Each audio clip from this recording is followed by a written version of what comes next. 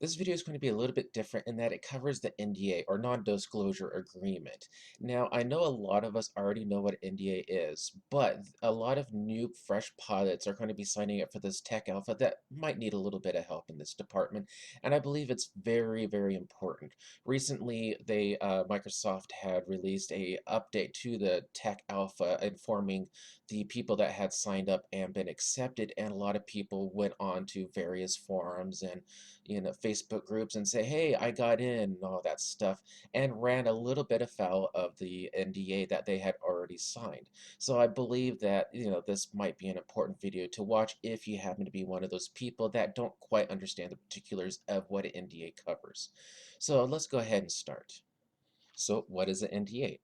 In simple terms, non-disclosure agreement. It's a contract between two parties to not disclose any information for a given period of time or until the other party chooses to terminate the NDA. That would be Microsoft. You can't terminate the NDA on your own. So what does that mean? Well, basically it means you can't talk outside of Microsoft about anything that you discover inside the program. That would include voice talking, talking to your loved ones, talking to your friends. That would include text messages or messaging, instant messages, screenshots, video, sound, anything. Any type of information gathered from this program you cannot share outside of the program. Now, one of the reasons for this program is to give Microsoft either feedback or bug discoveries. So there is a line of communication that is back to Microsoft that you can use.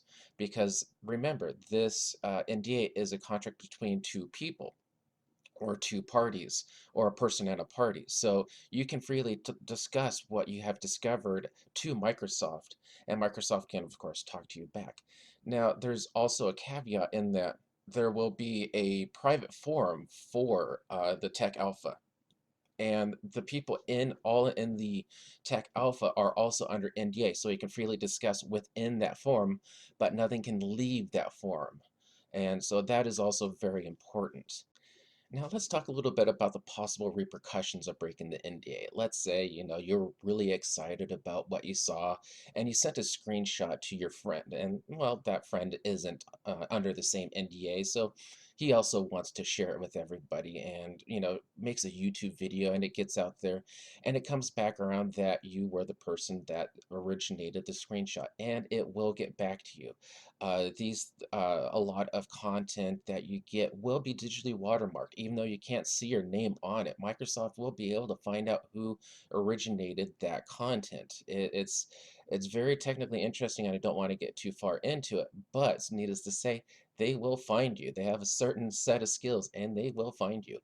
But what are the repercussions? Well, minimum is going to be removal from the program. That's pretty much instant. If they find that you've been leaking information, they're just going to remove you from the program. You'll no longer have access to the FS2020 alpha or beta stages, and you're just out of the program.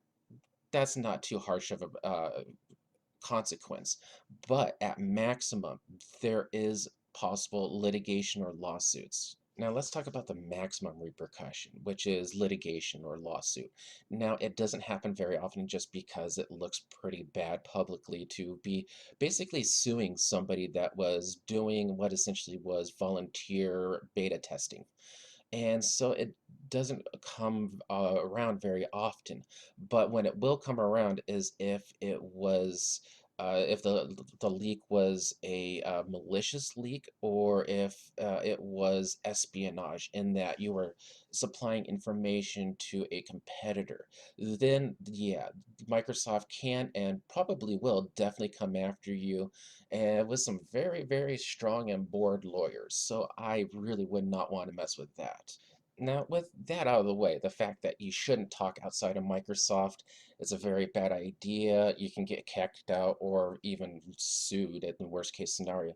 But what is the need for the NDA? Well, basically, it's to help cover Microsoft in that they want to control the narrative. They want to tell a specific story, and they don't want it to be told using broken software because alphas and betas, by their very nature, are going to be very broken. They're going to be incomplete. There's going to be bugs. There's going to be problems. And they don't want that side of the software to represent the public's opinion. So the NDA basically gives Microsoft the opportunity to fix things before people start releasing information, and that could lead to bad impressions. Because as somebody that was actually on the Microsoft flight team, trust me, bad impressions can really hurt the market. There was some definitely valid bad impressions on Microsoft Flight, but let's not get into that for this. But basically, bad impressions hurt sales. And let's say if you released a video showing a 747 can land inverted, and that video went viral and got 1 million views, and people were like, oh, this is a horrible flight sim, this is, you know I don't want to buy it, and was seen 1 million times. That's where possible lawsuit could wind up, and that was probably close. Microsoft can argue in a court that was 1 million lost sales, and that could hurt Microsoft's bottom line on this, or this, at least the studios. Microsoft, they're a large corporation, but the studio could be very hurt by basically false information, in that was a bug that could be fixed before release, and people got the false impression of that was a part of the product and not just a bug. So yeah, it really definitely helps to control the narrative to keep these problems from being the face of flight sim until Microsoft gets an opportunity to fix things. And then, later down the line, there probably will be an open beta, and that's when people can come out and show videos and show screenshots and talk all you want. But until then, let Microsoft control the narrative, give them an opportunity to fix things, and don't talk about anything unless it's within Microsoft's private channel. So that is very much the base what you need to know about the NDA, and yeah, just follow those rules and you won't run afoul. And well, happy flying.